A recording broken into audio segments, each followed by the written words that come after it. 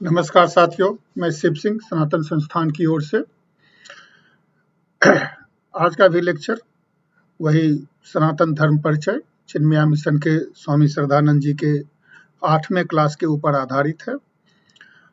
हमने अपने पिछले वीडियो में जहां हम चक्रीय समय सनातन सिद्धांत चक्रीय समय के बारे में बात करते हैं, वहां न्यूनतम बहुत सूक्ष्म और बहुत बृहत समय का बारे में बात किया है। सूक्ष्म समय से एक घड़ी, एक पल, ये सब वहां बात किया है और बृहद मतलब कल्प, मनवंतर, चतुर्युग, ये सब उस वीडियो में बात किया है जिसका लिंक यहाँ दिखाया गया है। ये नीचे लिंक है और उसी तरह इसको मैं डिस्क्रिप्शन में भी डाल दूंगा। यहाँ पे हम कॉमनली यूज्ड टर्म का विवरण कर रहे हैं ताकि हमारे लोग इन शब्दों से जब गांव जाएं या कोई पूछे तो परिचित हों। मेन उद्देश्य वही है। तो पहले समय के गणना के हिसाब से एक घड़ी मतलब करीब करीब 30 मिनट, एक पहर मतलब 3 घंटा, तो दिन में 8 पहर होता है। 15 दिन का एक पक्ष बोलते हैं और 2 पक्ष मिलकर के एक मास होता है, महीना, मास। 2 मास मिलकर के एक ऋतु होता है और 6 मास मिलकर के एक अयन होता है और 2 अयन मिलकर के एक वर्ष होता है।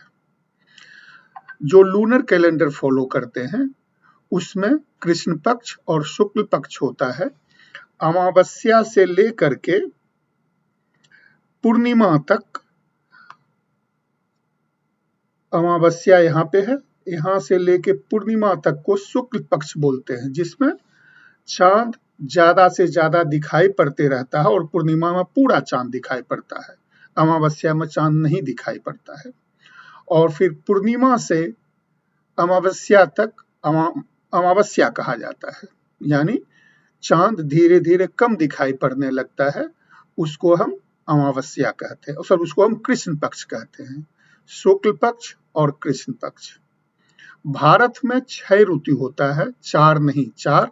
यूरोप और अमेरिका में 4 ऋतु माना गया है, भारत में 6 ऋतु माना जाता है और 2 महीने का एक ऋतु होता है और 6 ऋतु का नाम बसंत, ग्रीष्म, वर्षा, शरद, हेमंत और शिशिर, ये होता है 6 ऋतु का नाम। अब आगे चलते हैं। भारतीय कैलेंडर दोनों तरह का होता है, लूनर भी और सोलर भी, जबकि ग्रिगोरियन कैलेंडर केवल सोलर होता है। भारत में सोलर कैलेंडर प्रयोग होता है केरला और तमिलनाडु में, बाकी देश में लूनर कैलेंडर प्रयोग होता है, वो हम आगे देखेंगे। भारतीय मानसिकता के हिसाब से एक दिन का मतलब होता है सूर्योदय से सूर्योदय तक, जबकि ग्रिगोरियन कैलेंडर में जो दिन होता है, डेट जिसको बोलते हैं, वो मध्य रात्रि से मध्य रात्रि के बीच का दिन होता है। पंचांग में, भारतीय कैलेंडर जिसको हम पंचांग भी बोलते हैं, उसमें तिथि होती है। तिथि मुख्यतः सूर्य और चंद्रमा के बीच का जो एंगुलर एंगल है वो 12 डिग्री का जब होता है तो एक तिथि क्रॉस हो जाता है। उस तरह एक महीने में 27.3 दिन में चंद्रमा पूरा चक्कर लगा लेता है, लेकिन तब तक सूरज थोड़ा बढ़ जाता है, इसलिए उसको 2.5 दिन और लगता है सूरज के पास पहुंचने में।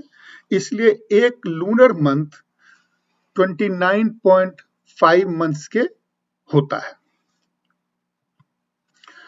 अब चूंकि तिथि जो है वो सूर्योदय से सूर्योदय तक होता है, लेकिन 12 डिग्री का फर्क कब आएगा, ये कभी भी आ सकता है। दिन के किसी समय में भी 12 डिग्री चंद्रमा और सूर्य के बीच का एंगुलर एंगल 12 डिग्री हो सकता है, इसलिए तिथि की शुरुआत कभी भी हो सकती है।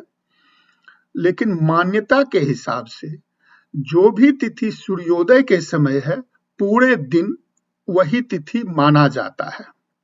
जिसके कारण होता क्या है कि कभी तिथि मान लीजिए सूर्योदय 6 बजे होने वाला है, लेकिन तिथि पहला तिथि जो है सो खत्म नहीं होकर के वो 6:10 में खत्म हुआ।